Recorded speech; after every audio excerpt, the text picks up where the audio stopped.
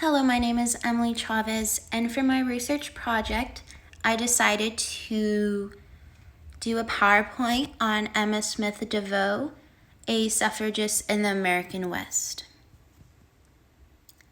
What I'll be talking to you today about is DeVoe's childhood to her achievements to her legacy she left after she died.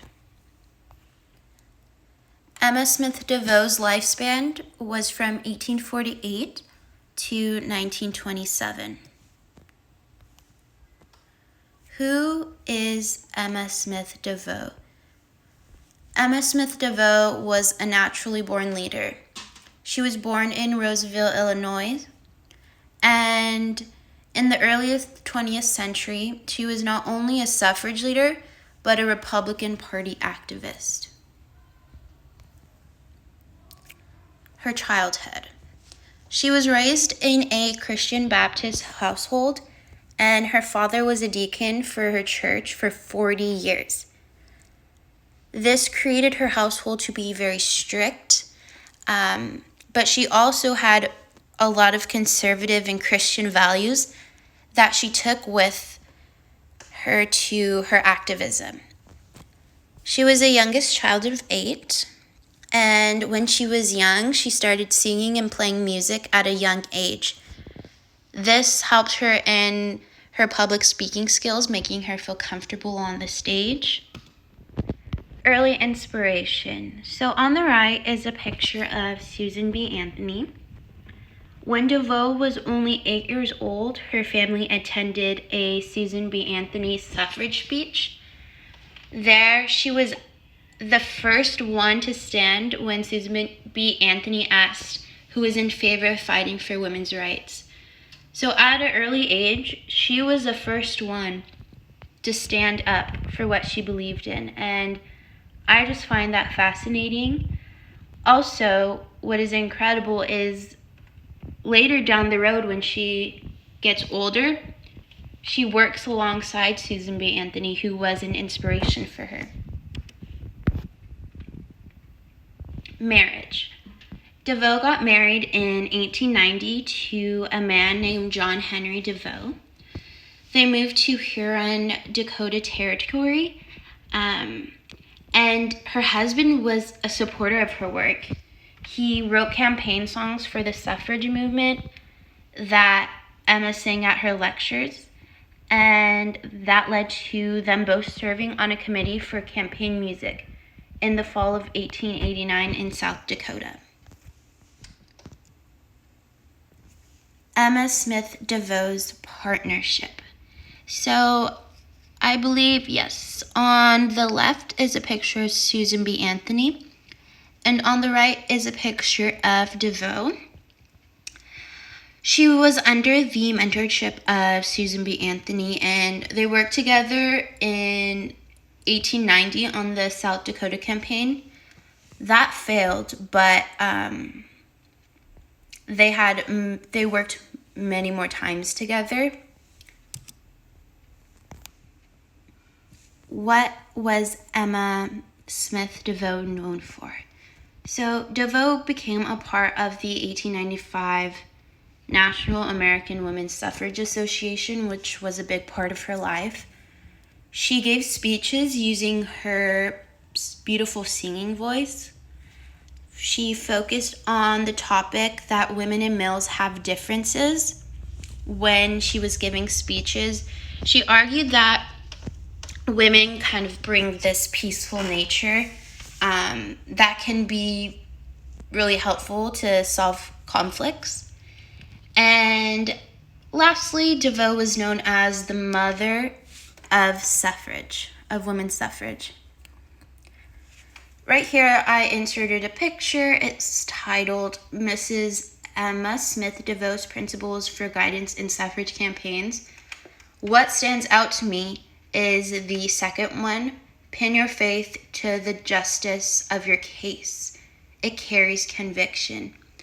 So right here you can see her conservative, her Christian values, her faith coming into her work she's doing on the suffrage campaign, which I think is really awesome because she's showing her beliefs and who she is throughout her campaigns.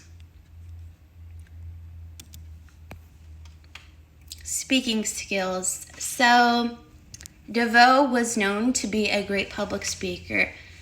When she gave the speeches about women's suffrage movement and the amendment, she made sure to use patriotism, memories from Civil War, and to catch the female and male audiences, she made sure to bring up like a lot of jokes to engage the audience. As I said before, she's known for her speaking being like a singing manner. She also did sing to the audiences sometimes, but just listening to her made it easier to pay attention because it was kind of soothing in a way. Women's Day.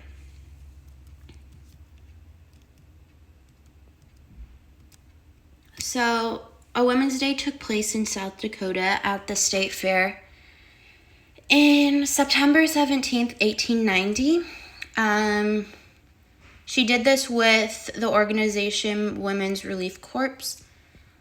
There was many speakers, such as Susan B. Anthony, and they had a band, musical performances. So it was kind of like a street fair thing. And right here, I inserted a picture of the newspaper invitation that people got to see. 1890 South Dakota campaign. The campaign's goal was to pass the suffrage amendment, and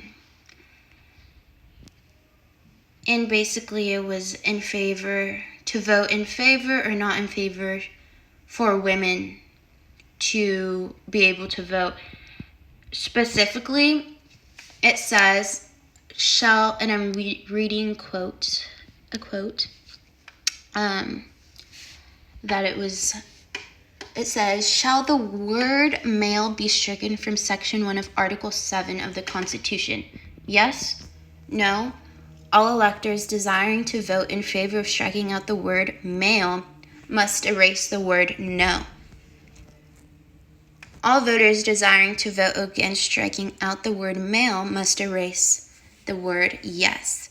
So it's kind of confusing when you read it, but basically it's saying, do you want to keep just the word male on Article 7 of the Constitution? So the results came in, and 22,972 voted yes. Sadly, 45,682 voted no. So this amendment was not passed. Washington Equal Suffrage Association. The first convention was held in 1895 with the main goal of gaining the right for women to vote. In the fall of 1906, DeVoe became president of that association, the Washington Equal Suffrage Association. Greatest victory. DeVoe's greatest victory was winning of female suffrage in Washington State in 1910.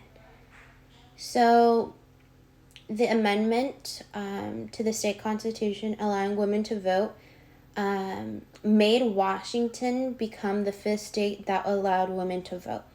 And she was able to accomplish this by making community relationships, meeting people directly, and persuading them, such as farmers, organizations, press, and the governor.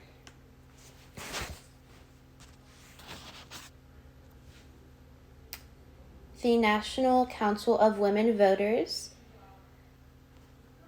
Emma DeVoe became the founder of this organization in 1911. Her goal and her role was to create these organizations in states that didn't have any suffrage movements. So their goal was to help educate women to play a larger role in public affairs, making sure their vote counted. If they're not educated on what they believe and their values, then they might not know what they're voting for. which can impact the outcomes. Republican work. So not only was DeVoe a woman suffragist, but she also was an activist and a campaign leader for the Republican Party. In 1920, she was chosen as a presidential elector at the Republican State Convention. 3 years later, in 1923, she was involved in the Committee on Policies and Reforms of the Republican National Committee. So a lot of Republican committees. And in 1924, she worked to elect the Republican candidate Calvin Coolidge for the presidential election. In memory.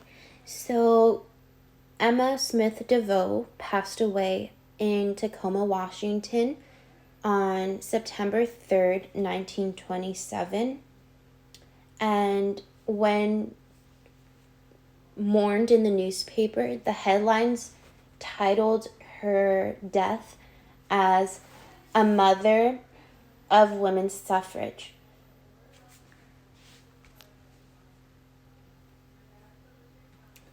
And her legacy. In 2000, she was elected to the National Women's Hall of Fame in Seneca Falls, New York. So even after she died, many years later, she was elected for this Hall of Fame. That shows how impactful and important her life's work was. And my takeaway from this is that she did many things in her lifetime, and it started all from when she was 8 years old. Her vision, her idea. She stood up when Susan B. Anthony was talking and giving the speech, and she was steadfast in her beliefs, and she also explored that and showed that through her faith and her views. She held her ground and did her work with those values in mind, which I think is very inspirational, whatever you believe in, to always stick with your values in any situation. And right here are my citations. Thank you for listening.